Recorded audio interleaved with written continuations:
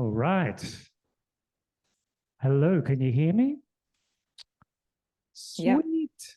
Yeah. Hi there. My name's Ant. I'm from the ALMBC. Now, I'll just check on these lights. We might get the lights. Marcus, can we get a bit more light up here? Thanks. It was lighter before.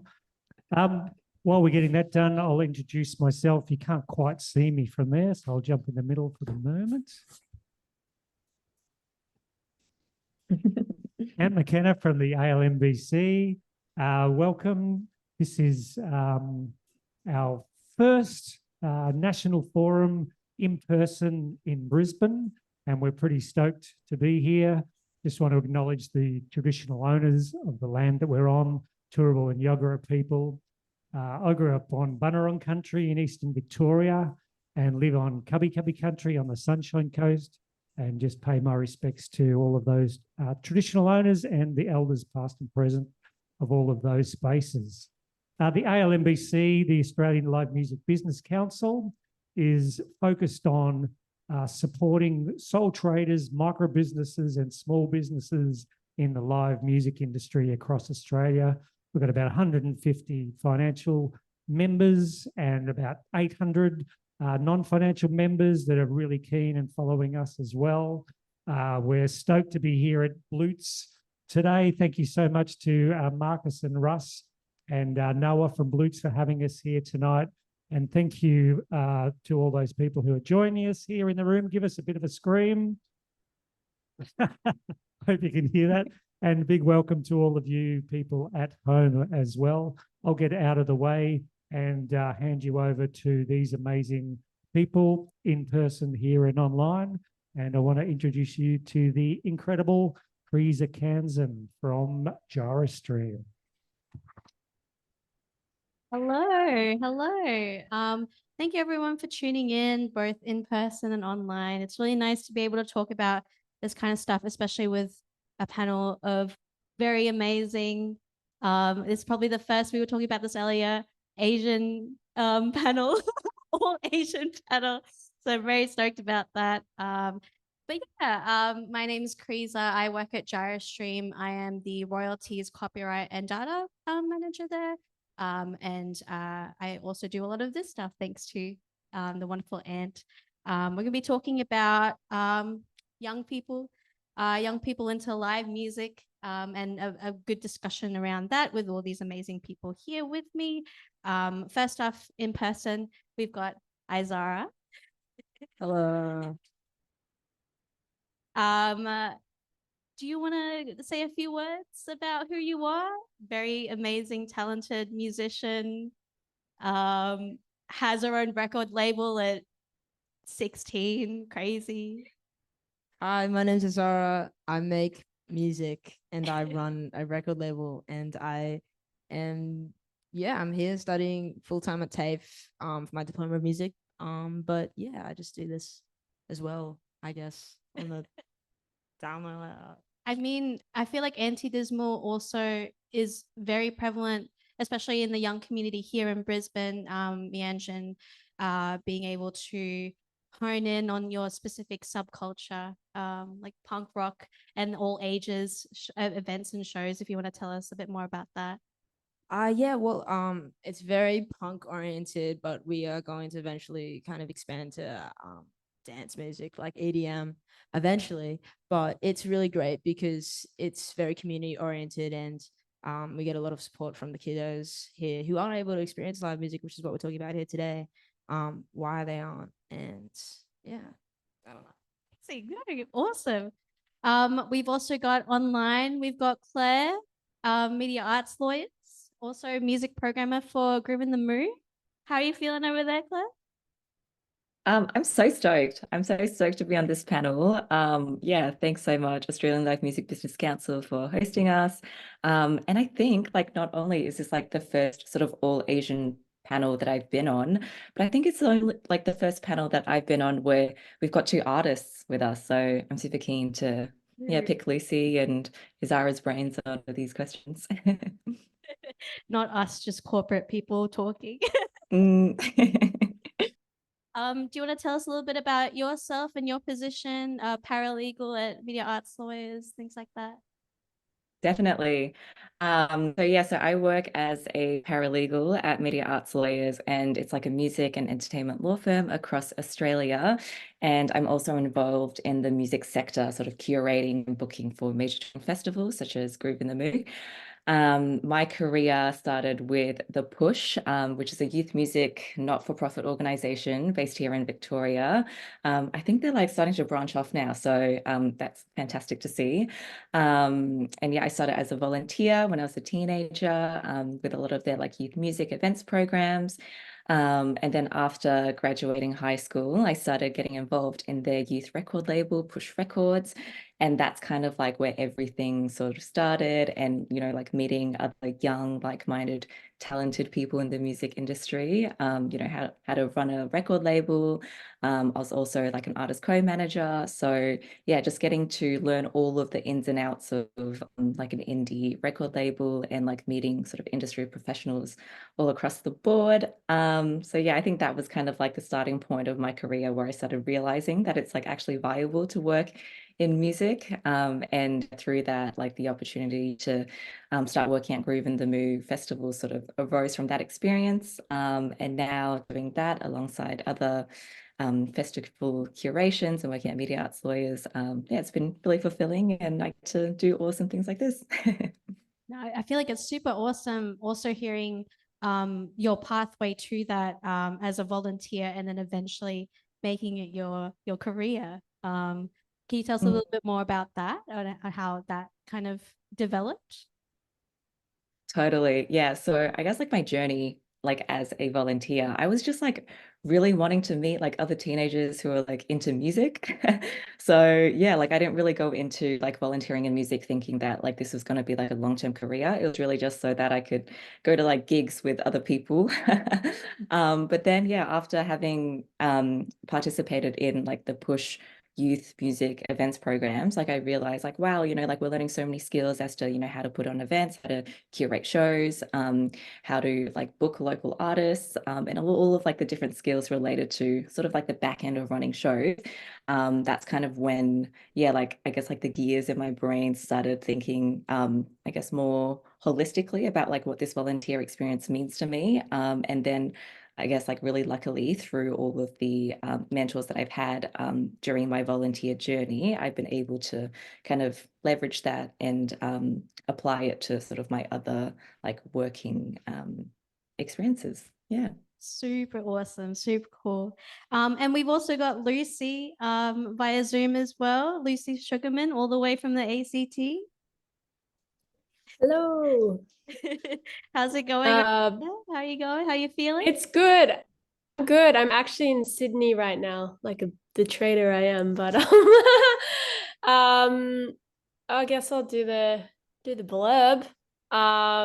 Firstly, yeah, big thanks to Ant and ALMBC for putting on this forum, and thanks for the opportunity to be a part of it. And it's really special to be on a panel like this because again, you know, like we were saying, this is like the first fully Asian panel I think I've ever seen in the Australian music industry. And also one of the first with like young people that's really geared towards ensuring young people have a voice in the discussion in our changing industry, considering we've traditionally been like the largest demographic of music consumers and live music consumers. So great concept and happy to be here. So yeah, first and foremost, I'm an artist. That's what got me started in the music industry. I've been sort of writing and performing music for a number of years. I had a stint on TV when I was like a wee tot when I was 15. And that sort of like, I guess, broke me into the more industry side thing. Got a publishing deal, did the record label thing for a little bit. But I started releasing music under my birth name, Lucy Sugarman, when in 2020. I had to think about that for a second, which is a great time to start a music project. But yeah, I've just been doing shows and touring and releasing music since then. Outside of the performing and artist thing, I write songs for other people, do like sync and sample packs and fun stuff like that. And then I previously used to work at a live music venue. I used to run their marketing and programming at UC Factory. an UC hub in the ACT. We also ran a festival called Stonefest. So I did that for 2 years, which was really cool. It was my first sort of industry job, and it was cool to get to see the other side. I do think that all artists should like run events and work in the event side at some point, because I think you get a better appreciation for what it is and what it means. And you really appreciate your back of house, which everyone should, but you know, having that new understanding, I think really deepened my love and appreciation for all facets of the music industry. And then I currently work as program manager at Music ACT. So that's ACT's peak body for contemporary music. And I program and run their professional development program. And we run around 12 to 14 events per year on different facets of the music industry. And then outside of that, I started presenting a few episodes of Tops on Triple J Unearthed a couple times a month, which is good fun. And then I also I am working on a research project at the ANU with Dr. Anna Hartman on live music market dynamics, which is cool. And then do uni when I can. Like simultaneously having to juggle all of that, but also your studies, super awesome. I feel like sometimes it's hard, and sometimes I'm just like, what have I done? But there's too many cool things to do. Absolutely. Are you studying a Bachelor of Laws right now as well? Very, very slowly. Also, please get degrees, you guys. I'm not going to pretend it's like, woo. But yeah, we're getting through it. Cool. Yeah, it's really amazing hearing how everyone here is so accomplished, so young as well. I don't know if I'm counted as youth still, but I was never this cool at their age. Cool. Let's get stuck into some questions. Ant has written quite a lot of them for me. I'll be looking at them from my phone if you're wondering why I'm looking at my phone. So we'll start with a general question. It's a pretty loaded one. Apologies. Is youth culture changing in regards to live music, particularly now in the like 2020 post-COVID times? How has that affected you as a young person going through this industry? We'll start with you, Azara, if you can shed some insight about, since you know you're still fairly young and you even post 2020, were you doing many lives? Pre 2020, were you doing many gigs before that, and then the difference between that and now? I wasn't even able to get into gigs. Like, it really sucked actually, because everything was 18 plus. Even like my favorite international artists, like they were coming into Australia for the first time, and I was restricted from going. Like, my friend Rowan, he was selling his cymbals, and the drummer of God Health was like, hey, if you give me $100 off, I'll give you 4 free tickets to Queens of the Stone Age. And I was like, that's awesome. And we rocked up to the Fortitude Music Hall, and then all my friends got to go in except me, and then I had to take the bus home like that night while all of them watched Queens of the Stone Age. So I was always like restricted from that. I think with teenagers, especially with the era now, everybody's consuming, they're not really consuming through radio. It's more so Spotify, and it's really specific and original curated music. So it's a bit harder for them to really get into live music and be like, oh, I want to see this favorite band, because it's really niche. So yeah, it's definitely been something. No, I think as well, being in that digital streaming age, people are finding more niche things, and then they find out they live in America or things, and then you can't really see them live or anything like that. Claire, do you have any insight into that as well? Yeah, for sure. And also, Azara, I can totally relate with like the whole like being under 18. Like I remember when I was a teenager and just like feeling so gutted when you just like can't go and see your favorite artist perform, like even like a local artist at like a local live music venue. It's just like, yeah, the worst. I think in terms of, like how youth culture has sort of like changed, like in this sort of new post-COVID era. I think young people, we're still like as keen to get involved in like music and go to shows and stuff, but I think we've definitely become a bit more pickier as to, the sorts of gigs that we can go to, or like that we want to go to, or that we can afford to go to. Like I think, you know, given this year, like we've seen like a lot of like international artists come by, and you know, they've sort of had like a all sold out Australian tour playing at, you know, huge arenas and stadiums. So there's obviously like that appetite amongst young people. We want to go see these artists, but I guess like with the cost of living and a bunch of other, I guess like factors that are outside of our control, it means that, yeah, a lot of our consumption habits have changed. And as opposed to maybe like a few years ago where we wanted to like, you know, go see this artist and then maybe go to that festival. It's like now we're kind of sort of coming to that decision of like, okay, well, we have to sort of choose between going to see Taylor Swift or attending that festival. And yeah, I think that's kind of where we're sort of at. And also just the landscape of festivals changing and how young people are reacting to that. That's also, I guess, like another issue. Yep, for sure. And yeah, I really agree with the fact that people's consumption habits have changed, especially with younger people. I feel like with the cost of living going, you know, way up high, and people are more picky, and people aren't drinking as much as well, and just about like, oh, whether or not in this festival am I seeing, like, do I know every single person in the lineup or not? Is it worth spending that much money just to see the one band that I've always wanted to see? So I fully agree. Totally. Yeah. Lucy, did you yourself have like notice a significant change within your local community in Canberra? Like was it very noticeable post COVID?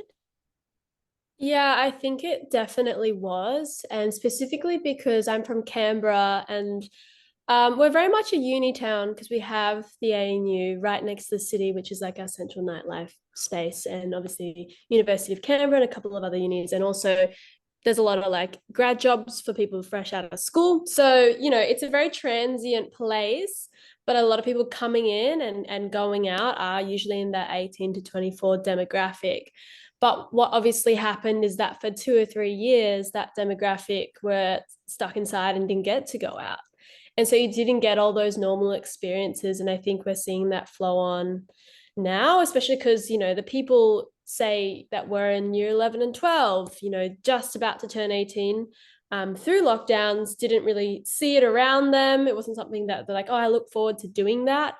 And so when they did turn 18 and lockdowns lifted and those things, it just wasn't really like the kind of flow ended. And I definitely, yeah, I think youth culture has changed in that sense. Firstly, like I think there was always going to be a blip in the system with habits, particularly because I remember when I was sort of turning 18, it was always like looking at the older kids and seeing what they were doing. And there were all these rites of passage, you know, for young people going out and experiencing these things like Groove in the Moon, Spill Milk and stuff like that. And that kind of stopped for a bit. So I think there's that blip in the system. But I think in terms of youth culture overall, there are two things that are really sticking right now. And they are sort of the big international acts, obviously, like people are flocking to see them. So it's very evident that young people are still super interested in live music. Because I think we were having like a pre-discussion before this, and Claire mentioned that, like, you know, we're selling out all these international artists like SZA, The Beaches, Olivia Rodrigo. It's gone, and the tickets are flying. So we're really interested in those international acts, or really like niche community ones where people can go see their friends and then they bring friends of friends. And so like when you have a big group that are interested and you all want to go. And sort of, I think that the mid-level, sort of higher level Australian local artists are really struggling because they kind of sit in between that a lot of the time, apart from our really, really huge Australian artists that, you know, like the Tame Impalas and Things of the World and Troye Sivan's. Yeah, and I think another kind of thought I just had when I was listening to all your fantastic points, which I completely concur with, is that we get a lot of our pop culture from overseas as well, I think, in Australia.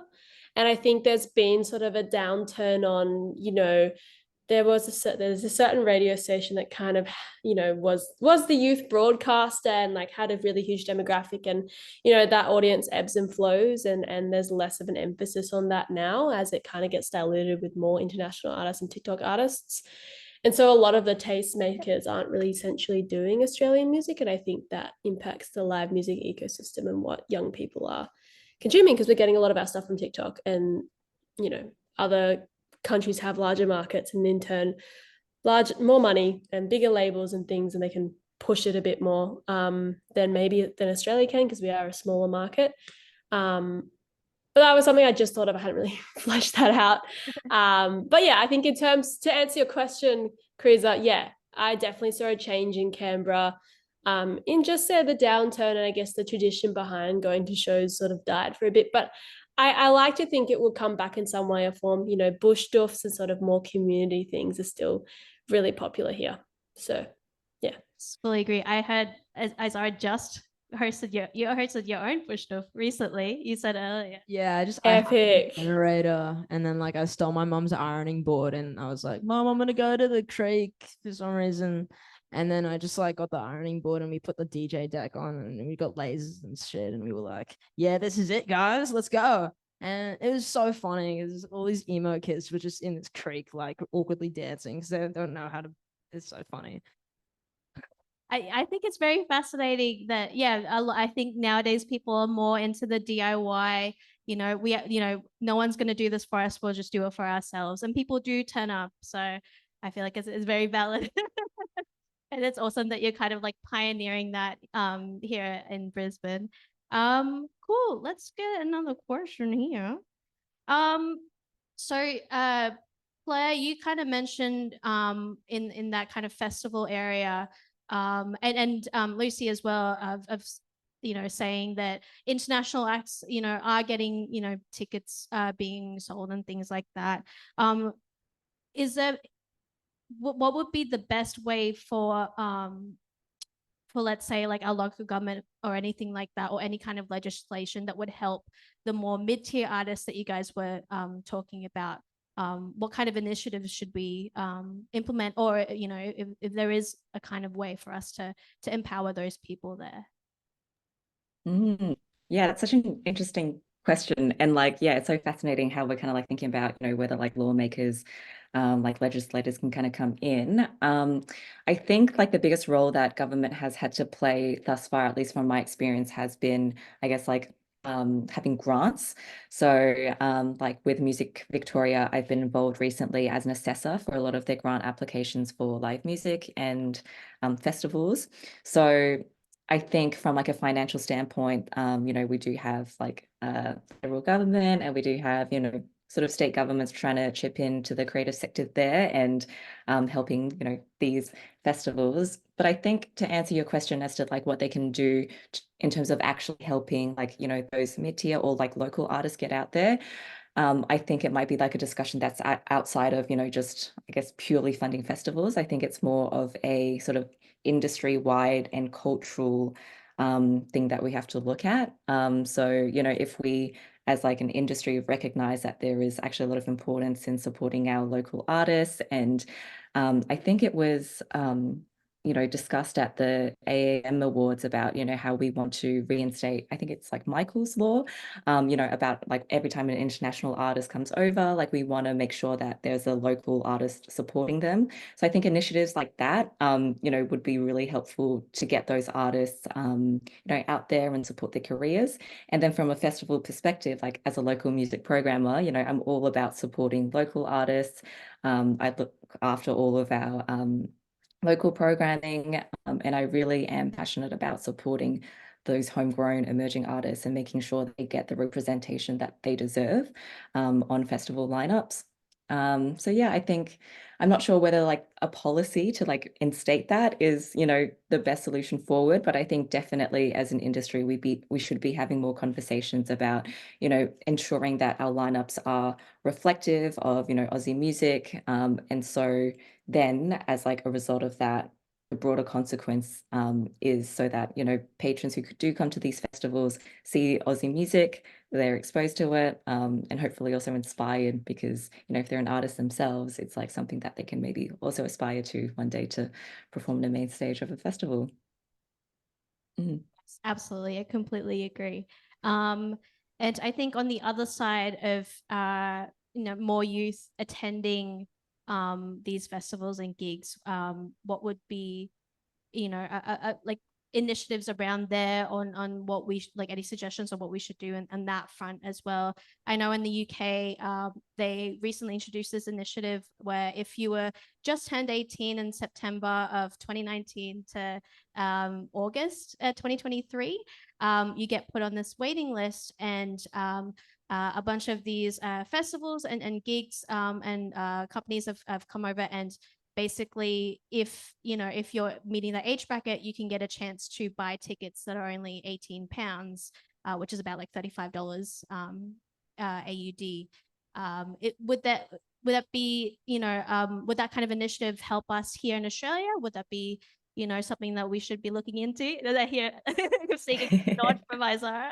Yeah, well, like kids can't afford like $70 to $100 tickets. Like imagine, and then also like imagine like being a parent and then having to take your kids and like spending like that and then parking like that. It's not affordable. And I think, yeah, definitely that would be great actually if it was only $35 ticket. That'd be great. Yes, generally more all ages shows would help as well. Yeah, I mean, like, how are you supposed to foster future talent if they don't even have the chance to experience live music? Like, how are you supposed to fall in love with live music if you can't even experience it, or even be like, hey, I want to be a musician, I want to play music, if you can't even witness it yourself? You know what I mean? I think that the space is so important to be able to have people come in and just learn and just be able to, I don't know. Absolutely. No, I completely agree. Oh, yeah. Oh, no, sorry. I was just going to say, like, I do think that things like grants and obviously that initiative would be really great. And I think really great now, especially because we do have that gap of, 18 to 21-year-olds now are the ones that sort of like went through COVID and weren't really exposed to live music as such. Obviously, there are a lot of there's like worldwide pressures across the entire economy outside of live music that contribute to this, which is really hard and it's really crap. But I think, educating people on the importance of live music and music in general to the fabric of our society, I think people forget how ingrained it is in what we do and what it means for that connection, and also the jobs that it creates. Like, it's a $1 billion industry. So I just think more conversation, because I think I'm mindful that with things like grants, like you don't want an industry to be reliant on government handouts forever. Same with it to be reliant on, those, I guess, subsidized tickets and things like that. But I do think right now in the time that we have, I think those things are sort of the answer, as well as, wider effort to upskill the industry, more discussions like this, so everyone's ideas and perspectives can be heard. Like, it needs to be a holistic approach. And I think if we, had the answers, we'd be doing it. But I do think, in terms of initiatives, like you said, Kriza, like it's things like this, discussions like this. It's making sure that, our committees or panels or advisory boards are diverse and getting those perspectives, and really, policymakers and people in positions of power are making a huge effort to speak to all facets of the industry. I also think another thing I just randomly thought of, like, obviously this is a bit of a pipe dream with the way the corporate world works, but it's, trying to get those big players on board, like the big majors and Live Nation and people working in Australia, and on board with things like Michael's rule. I think when the people at the top can start following those things and really pulling their weight, or at least if there's ways to prompt them to help the sort of mid-range a bit more, because I think when they start making these positive changes, it can set a precedent. People can see that and move towards that. But obviously that's quite idealistic. But in my mind, it's like, I think I would really love to see, and I think people are doing this and everyone's doing their best, as someone working at a peak body for contemporary music and dealing with all of that policy stuff every day. But I think, ensuring that we're keeping the entire infrastructure in mind, and that, if we do lose that mid-range to emerging, like the top starts to fall down as well, because who knows who could be the next Billie Eilish or Taylor Swift or whatever. Exactly. So yeah, I think panels like this and discussion spaces like this are really, really important as well, and that we don't stop talking about it because it feels too hard.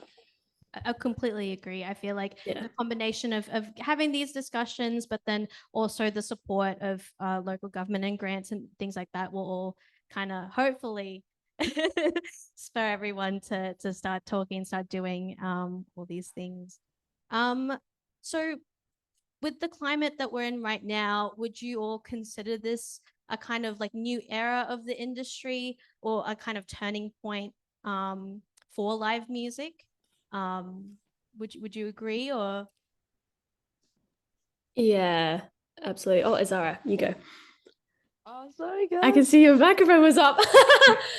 No, yeah, I think the festival climate right now is awful, but I have so much hope though, especially with like the Olympics coming around. I reckon the government's going to be throwing so much money towards the entertainment industry, and I'm really optimistic about it because I think with this, I think youth is the future of live music because, well, festival lineups, like the kids don't really, like we were talking about before, they don't consume radio anymore and it's all online, and they're not gonna be like, oh, that's the person from the radio. It's all like they don't know. And I think with that, if we kind of listen to the kids and what they're saying and the people that they're listening to, we can kind of create a space where we're able to work together and reform. Absolutely agree. And I think it's really cool to have someone like yourself pioneer that kind of those spaces as well. Totally. And also, yeah, I guess like jumping in from like, yeah, like a festival's perspective, like I think it's definitely a time when there's huge change that's happening. I mean, the current model that we have with a lot of the major festivals being like multi-genre festivals, I think that's not, ringing as, I guess like prominently with young people as, it might have been, a couple of years ago.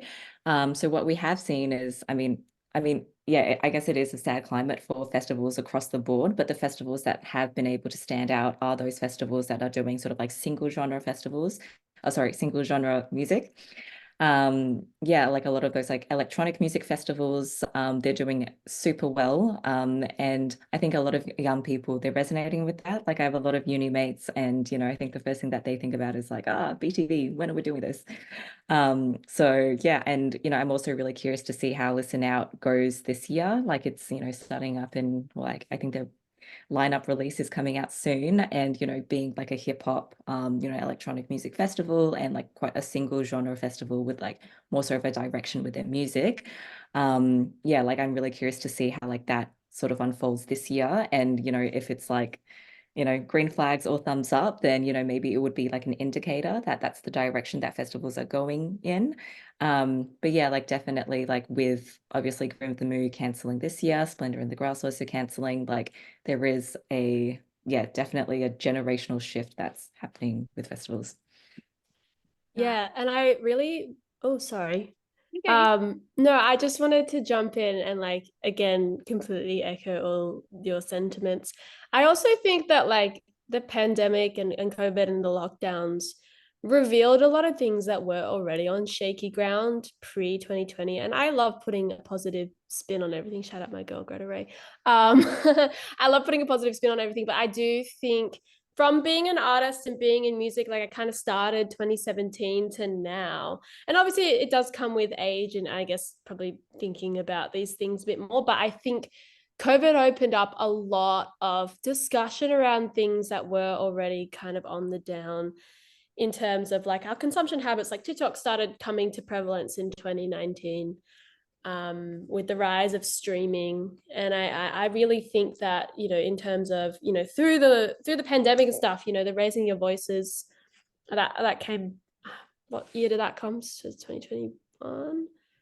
Anyway, that report came. There's a lot of discussion sort of around certain people in power at major labels and different, there's a lot of discussion about Ticketmaster and Live Nation and like those type of things have been going on for years and years. And I think with the pandemic and with the change, a lot of that discussion came. And so I think in a lot of senses, while it feels really, really crap now, I have hope that, we have to kind of go through this to come out with something more sustainable, more inclusive, out the other end. And I think it's really evident, like we were saying, people are still buying tickets and people are still super into it. And I think we have a really great chance to sort of see how things go and really figure out, okay, how can we start breaking artists in this country again?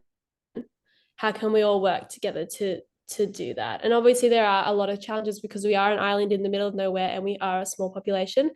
But I think it is really special to see that fighting spirit kind of come out of COVID, even though it's also been just so crap and so heartbreaking to see so many venues close and artists struggle. I like Azara was saying, have a lot of hope that, you know, in a few years, you know, we can work through this and come out the other end okay. I think the music industry has always been very resilient in that sense. Absolutely. I completely agree. And I think there's a lot of merit as well. What you were saying, Claire, about like single genre festivals and things like that. People have, since they have more access to, you know, the internet and more access to niche music and things like that.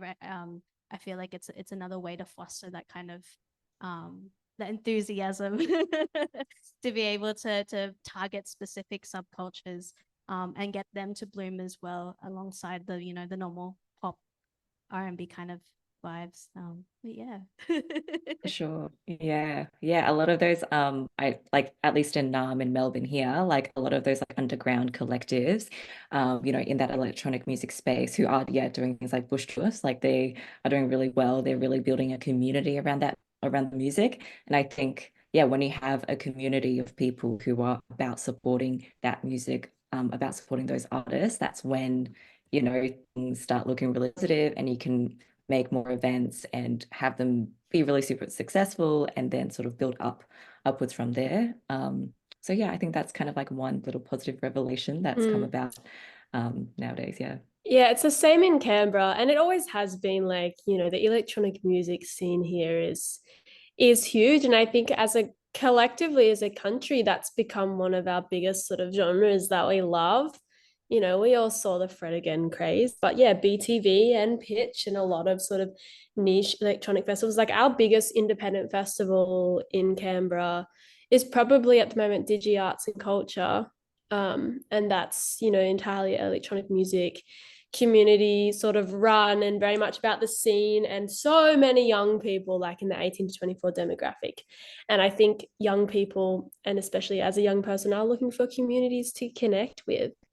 And I think sort of like single genre things like that and half day sort of doofs and things that feel really grassroots and feel really accessible to them and like on the same level rather than this like big production thing, and are huge. And I think that also comes with, you know, Australian culture. We love sort of like mateship and feeling like a community. And, you know, there's obviously something to say there also about tall poppy syndrome, but we can come to that later.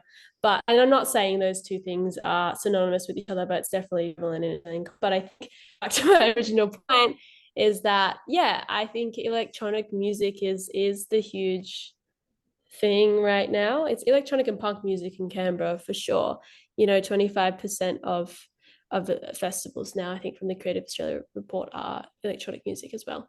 And I think there's been sort of a lot of debate around. Sorry, now I'm going on a tangent. I just feel like I don't really get to talk about this in this kind of space. But I do think, you know, there's a lot of debate around the live music umbrella and where electronic music fits into that, particularly with DJs. And so it can feel like live music is on the down, blah, blah, blah. But I just think, you know, we're moving into dance floors and connecting over electronic music, which is, you know, totally, in my opinion, it's such a part of live music. Like it's curation, you know, and it's creating a vibe. So yeah, I think just to piggyback on what Claire was saying, electronic music and niche sort of communities are the go right now in Australia for young people, I think, big time. Yeah, I absolutely agree. Going off on a bit of a tangent as well, go back to kind of like the festival discussion. What was like, if you guys, you know, have thought of the difference between like the festivals being cancelled versus not, and what, you know, would there be like a contributing factor as to why things like Grooving the Moon and Splendor were cancelled? And it, you know, it's all basically part of this kind of discussion on the post 2020 and things like that, people having new like ways to consume media.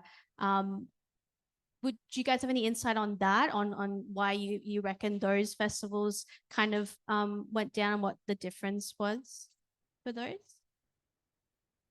Yeah, money. Ticket sales for sure. Yeah, like when you have these like major festivals, there's like obviously like a lot on the line. Something that we noticed as well this year with Groove in the Moo was that booking a lot of our international artists took so much longer than what we usually would expect. And that's just as a result of, both the Aussie dollar being, weaker than it has really ever been before. And also because a lot of these international artists, they have sort of other streams of income, like they can tour in North America, in Europe, they don't have to travel as far, and they can probably, sell out or probably sell to even more people, like, when they tour around America in their hometown or Europe. So I guess like that's one really big financial aspect just from, a festival's point of view. And then also I think like with consumers and, being a young person myself, it's like, buying festival tickets, like we're so much more hesitant now to buy early.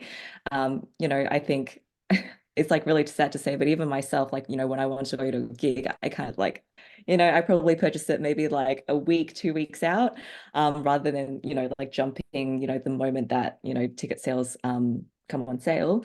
And, for a festival that is, I guess like pretty detrimental because they also have like, other costs that they have, in the lead up to actually putting on the show. And so when you have really hesitant buyers, like in the first week or in the first hour, that's usually like an indicator of, financially, this might not be, viable to actually put on the festival. And so, yeah, I guess like when I compare like Groove in the Moo, Splendor to other festivals that have gone ahead this year and that have done really well, I guess like one of the biggest things that I've seen is that I guess festivals that have done really well this year have been those like single day festivals or festivals with that, single genre music festival where they have a, I guess, really distinct and loyal fan base. And I think, that's also like a new revelation that as like an industry, like with and among festivals, we've noticed as curators that, if you really want to hone in on those like local or loyal demographics, it's like you really got to sort of listen in on like the kinds of artists that they want to see. And usually if it's like, one specific single genre artist, you can most likely bet that they would also be fans of other artists of that like genre. And I guess it's like it's more safe to put on a festival when you have a lot of electronic artists or hip hop artists or, whatever the genre may be. So yeah. Absolutely.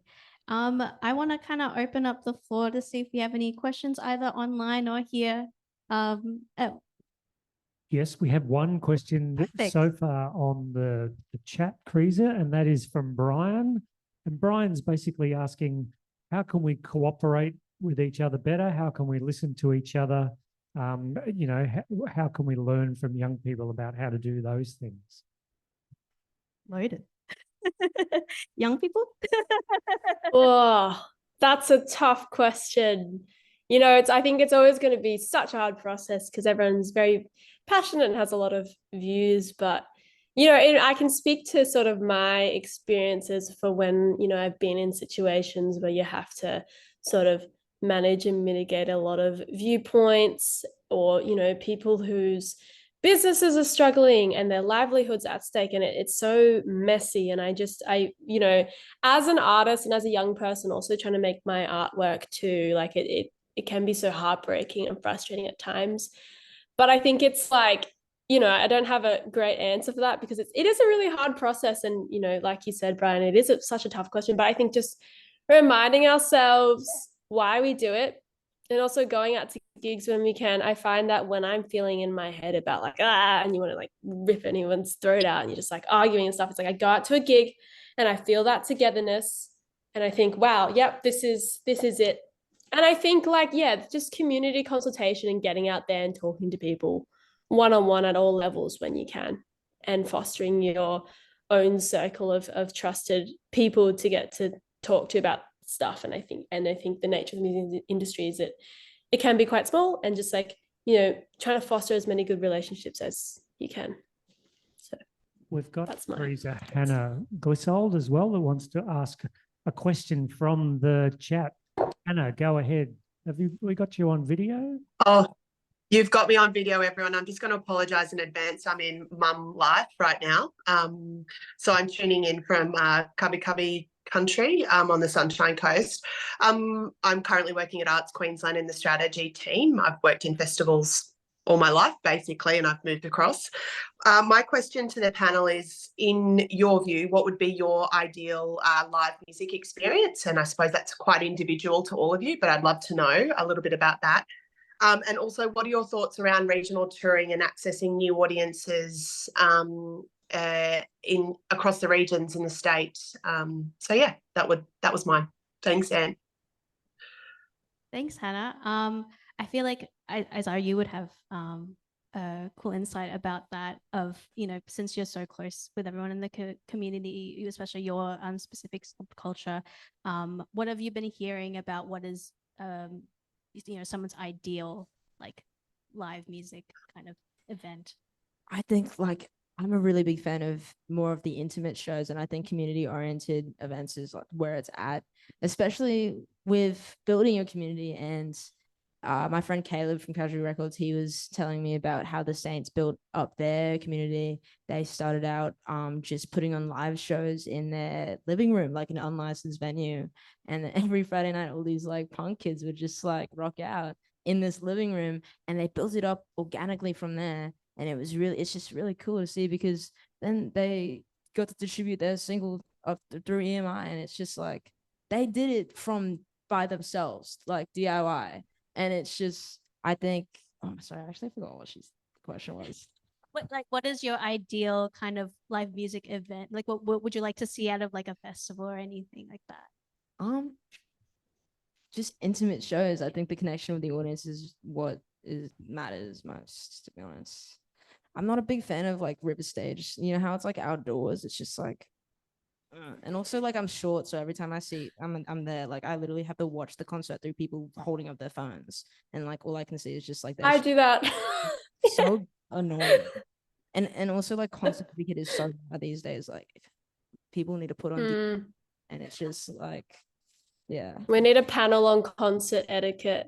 We need to like sit down every like person that like young person that's new to live music, and just and actually know everyone, even old people too, and just be like, try to stay off your phone, don't fall on people, do your best. Let short people come to the front. Yeah, and also if people have been lining up for hours to get their good spot at the barrier, don't push in if you just got there. That's so mean. Yeah. Also to answer, sorry. Oh, no, you go. sorry, Anne. I was going to ask Teresa.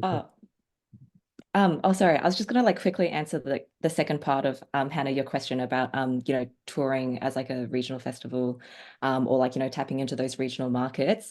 Definitely recommend I guess like empowering or like like supporting shows in regional areas. I think in regional towns, like they probably don't get a lot of like shows, happening around there, at least with like a lot of young people, they probably have to travel into the city to go see their favorite artists.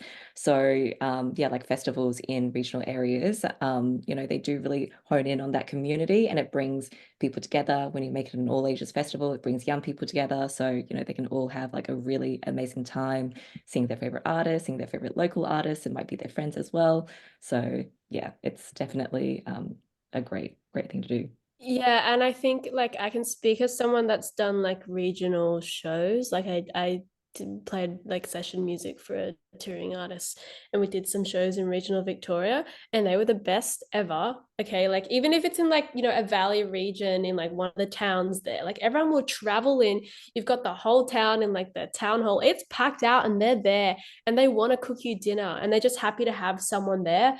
And I think like 10 million people live in Sydney and Melbourne. That's a whole other over half of the country that's outside of that. A lot of Australian tours are just Sydney and Melbourne. And so it's such a big untapped market. And I have found, as also someone from Canberra, which sort of like jumps in regional sometimes and sometimes counted as more of a city and often gets missed. Like people are really appreciative of artists and musicians making the time to come to their home, and they're really proud of that and they want to make them feel welcome. And I think something like Music New South Wales Regional Touring Network is really cool. And I think Australia being such a big country can be difficult for artists to tour getting between the major cities. So if there was a way to support like more regional touring, and to make that touring easy because you can drive players and sort of drive up the coast and things, I think that would be a really positive development, because I think sadly a lot of the regional shows are on the down there, post COVID. People are finding it more difficult to tour. So if there were ways to sort of, I guess, boost that infrastructure and support artists to do that more, I think that would be really helpful. And then you'd be getting new types of fans too, and particularly for young people in those areas. I already was kicking myself as a young person in Canberra. I can't imagine what it'd be like for a young person in, I don't know, like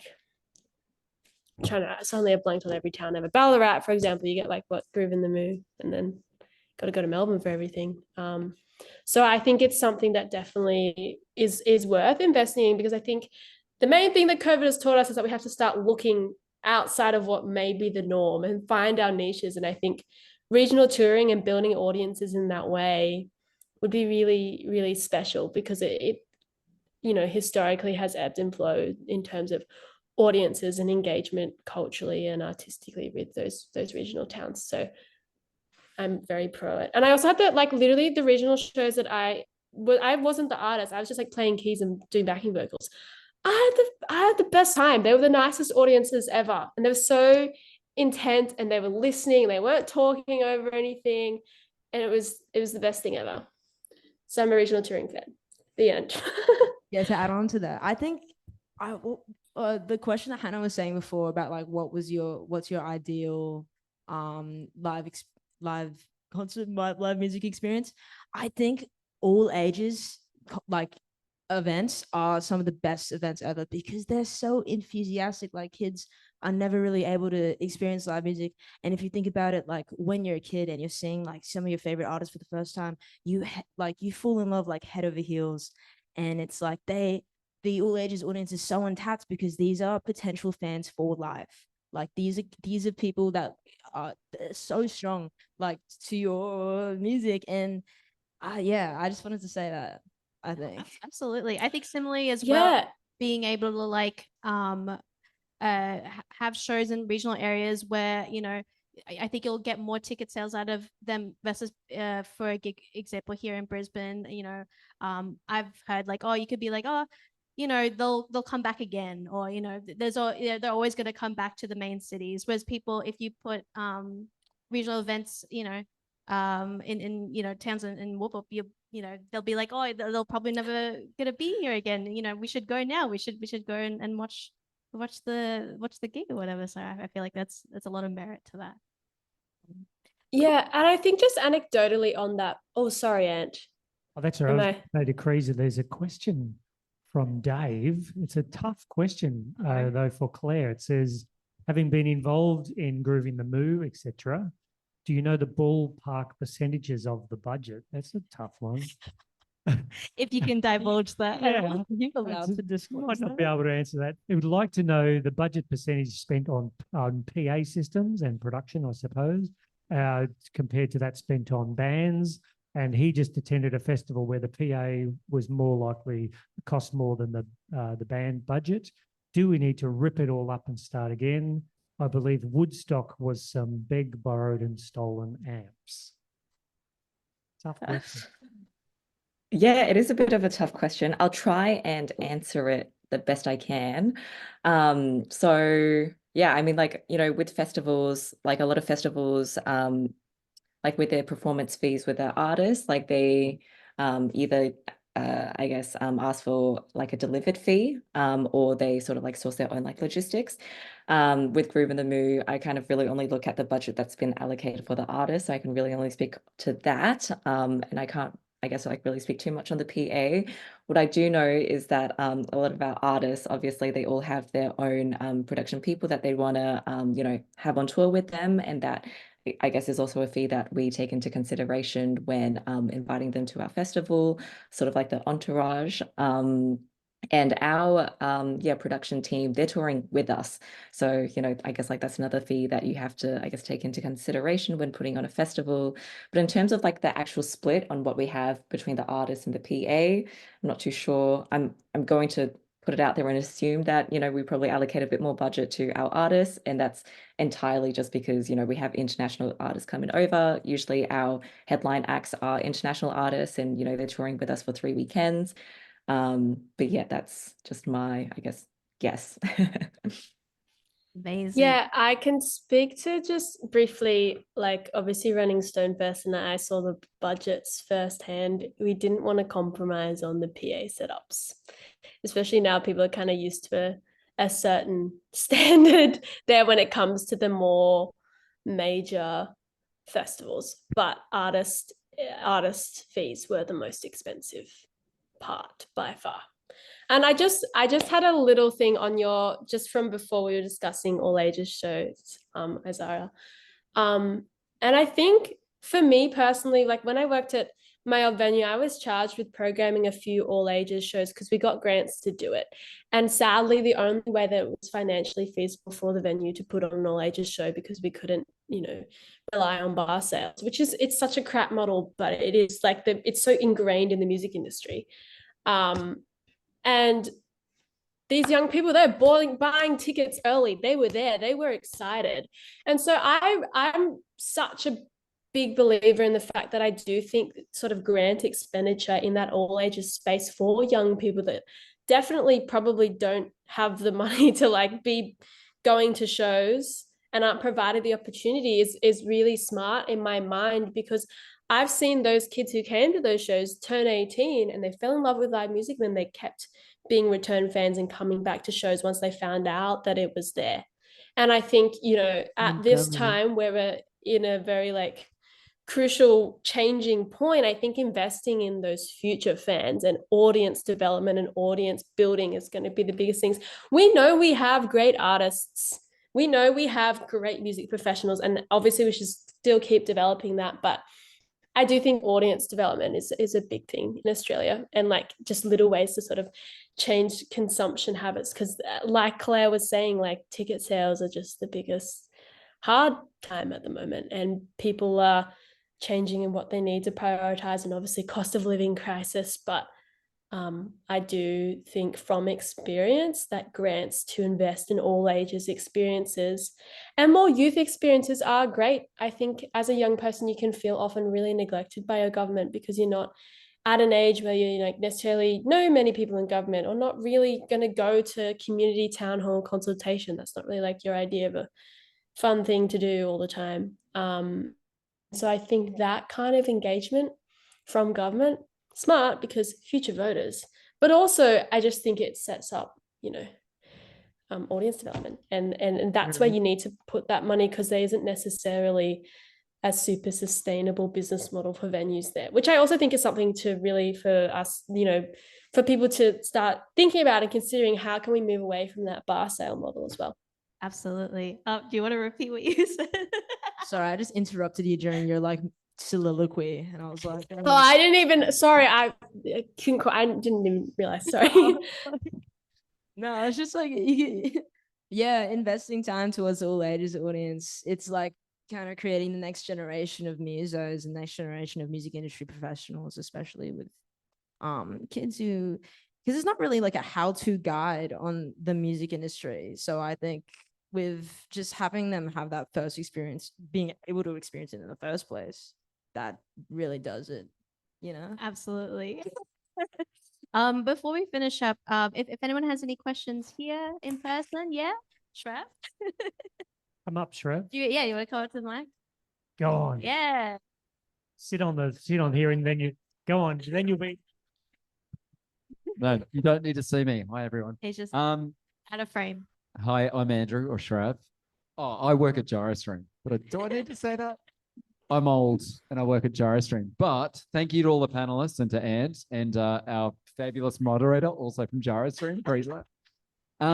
Great Our chat. stream. I've got a question for Izara, who I kind of signed at Gyrostream with this so direct. But we can talk about this until we're old, which is great. And I really love the chat. Azara, you're actually doing something without government grants. Pretty much you just looked at a market and went, I'm going to do it. I don't think you did it with any motivation other than to build a community. Give us a blueprint on how you just go about doing it. And somehow for you, it's worked. But I mean, can that work for everyone in regional communities and metropolitan areas? Well, every single show I put on is like a massive risk because I could be losing like thousands of dollars, but just like I just have a gut feeling that it like won't happen. I just have a gut feeling. I just have a gut feeling that like, nah, this is fine. Everything's fine. But no, yeah. Oh my God, I just forgot what you said. Oh, how did it start? Well, I was in a band called Sunday Service and I wanted to like gig around in the Valley, but all the venues were just like 18 plus and I wasn't even able to play at shows. Like even after even when I did play at shows, they kicked me out right after I played, or I couldn't even come in during sound check, which is fucking ridiculous. So I was like, you know what, this is a bad model for people who are actual like underage bands and want to be able to gig and learn how to do that. So why don't I just create my own platform to showcase the music as well as give opportunity to kids who want to see live music? And with that, I think there are so many talented like musicians here in Australia that aren't able to play because they're not old enough, they don't have enough support. It's just like the system is like making you fail automatically because you don't have that opportunity. So I think with that, I don't know. I just do it. I actually have no idea how to answer that, to be honest. How do I do it? How do I do it? I got public liability insurance when I was 14. You don't have to say how old you are when you apply for the insurance, so you can just get it. Nods from Claire. And then I like hire out like a community hall. Like there's a community hall in West End, and we just like book it out. Carrie, she doesn't really like me that much actually, because the venue's always like kind of a mess after, and kids always graffiti, and it's pretty shit. But I'm like, sorry. Yeah, and then I just start booking out local bands who are like my friends and then it's all word of mouth really, because there are kids that are itching to see live music, but they aren't able to.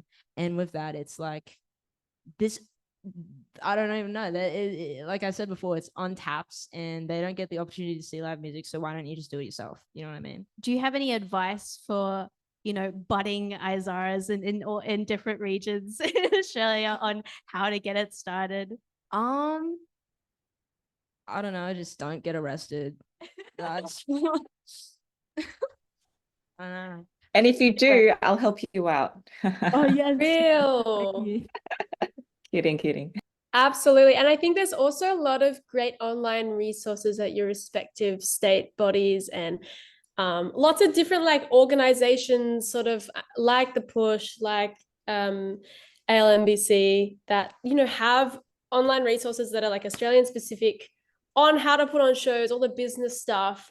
Have a read, email your state body, just, ask them questions. They will help you out and direct you in the right place for that information. It can be so hard to decode and figure out, but I love what you do, Izara, like just putting yourself out there and doing it and connecting with your community and building that tight-knit group that is so supportive and shows up.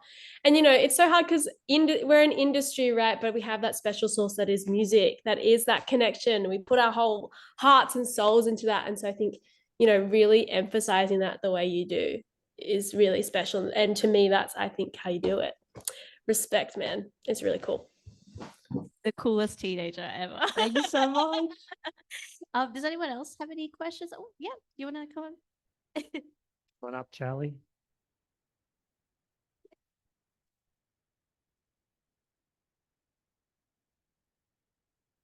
Oh gosh. Okay. Hello, screen.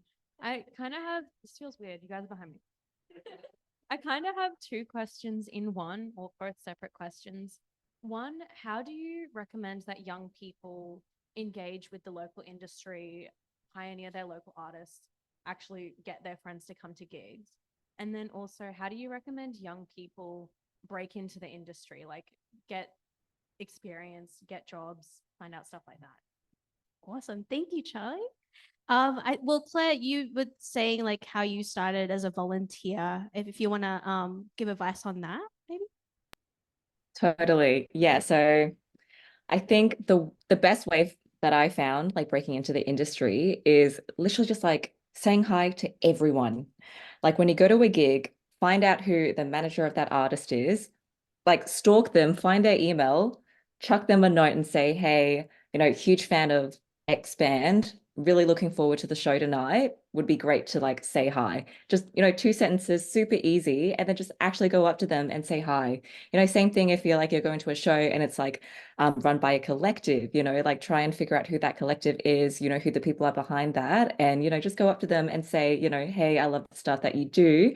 And if you really want to get involved, just like tell them that you're interested. Be like, hey, like, I love the stuff that you guys are doing. I want to get involved in this. I have like a lot of contacts like within the industry. A lot of my mates are in like bands, or they do this and that.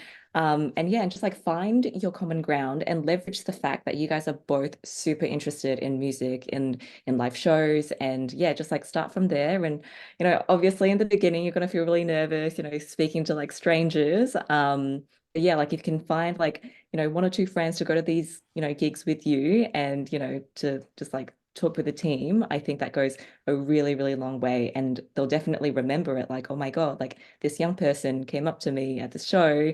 And yeah, like they're gonna be like, super impressed. And like 9 times out of 10, they'd be like, super down to, have you get involved with their projects, or at least, act as like a pseudo mentor down the line.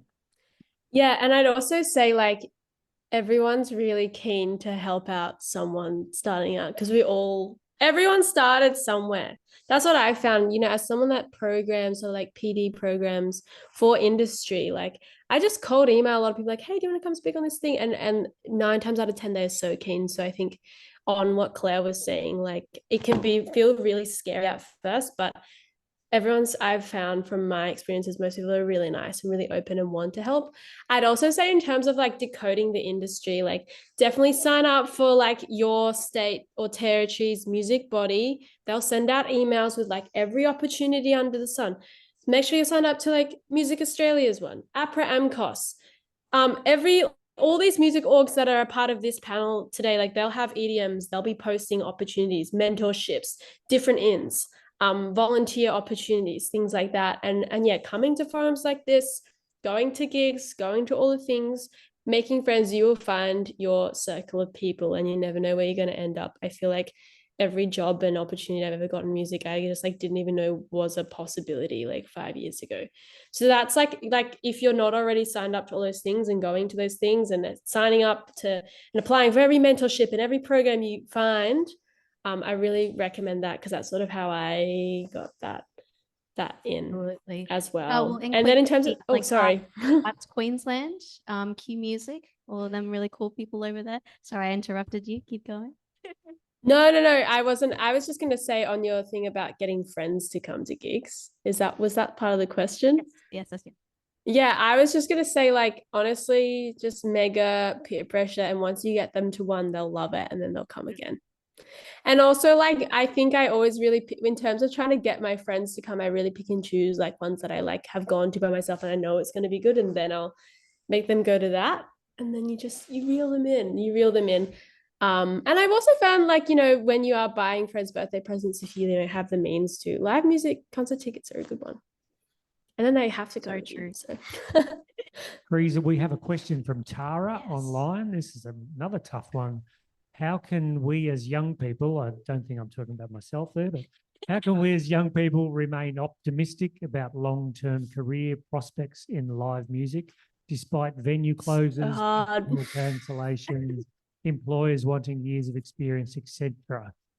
For a context, I've just finished a mentorship program with the Push, and also wanting to break into the industry, as you were discussing while I typed. And in brackets, hi, Kate. Thanks, Kate. I would love the answer to that question. Yeah, it's so hard, isn't it? I find myself constantly, like probably at least 2, 3 times a week, just being like, so, oh, this is just not what I dreamed of when I was 10 and I wanted to be a pop star, and no one has any money, and it's really hard, and everyone's stressed, and like trying to stay optimistic is so hard. But I think, like I said before, for me, even though I'm not saying that I am optimistic all the time by any means. In fact, quite the opposite, especially working in, the policy industry side a bit more for my day job, and then trying to go home and do my art is like a bit of a mind. It's hard. But I think again, it's just like getting out to gigs when I can and just listening to a lot of music because it's awesome and it's really cool.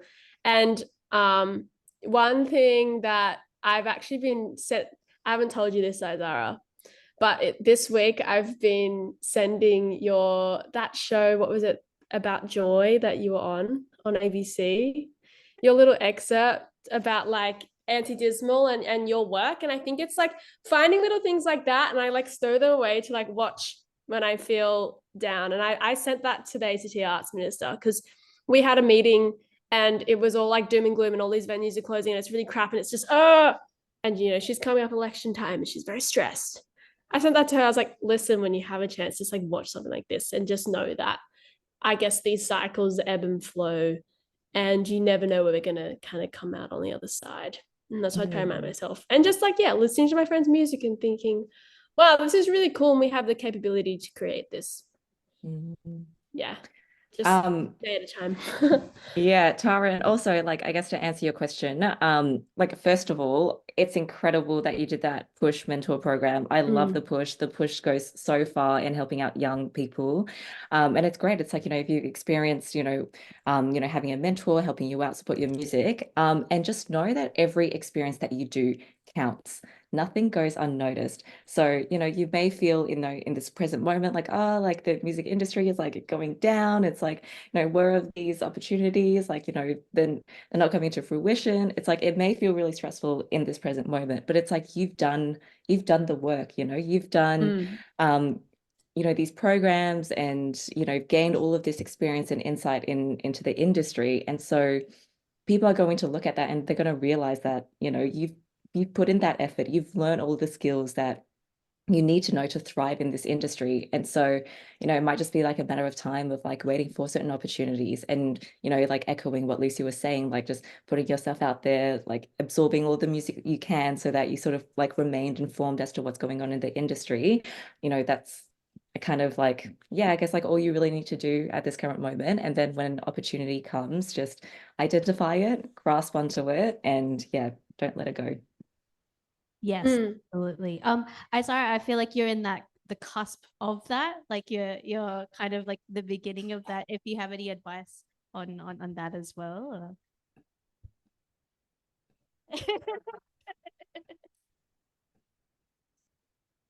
So it was basically around like getting started and yeah, being the music industry and how to like cultivate that and keep going. Yeah.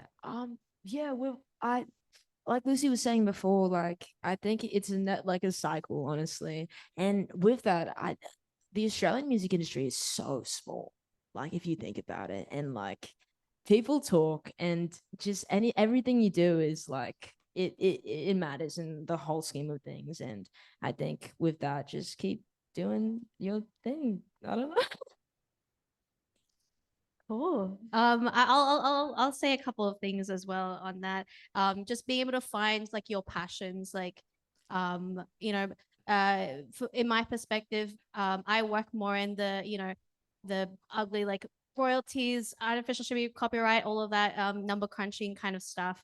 But I've kind of learned to focus more on things that I'm passionate about. I'm still going out to gigs. I'm still playing gigs and then meeting everyone there and, using my platform as like, oh, if you want to release some music, I have a few connections. I'm happy to help you out. So people are there. Like if you do talk to someone, they are there and they will help. Cool. Do we have any more questions or are we about to wrap things up? I reckon we'll wrap it up. I just want to say a huge Thank you to Creaser and Azara and Claire and Lucy. And a huge thank you also to Q Music and The Push and to AAM as well. Basically, we've kind of followed your model, Azara. ALMBC really didn't put any cash into this. Q Music and The Push covered the speaker fees to pay you amazing people, and The Push covered the catering, and Blutz provided the venue. So thank you, Blutz, as well. Thank you so much for having us, Aaron. But thank you, all of you, and thank you so much for coming along tonight as well. Thanks so much to Baz from the board of the ALMBC in the audience as well.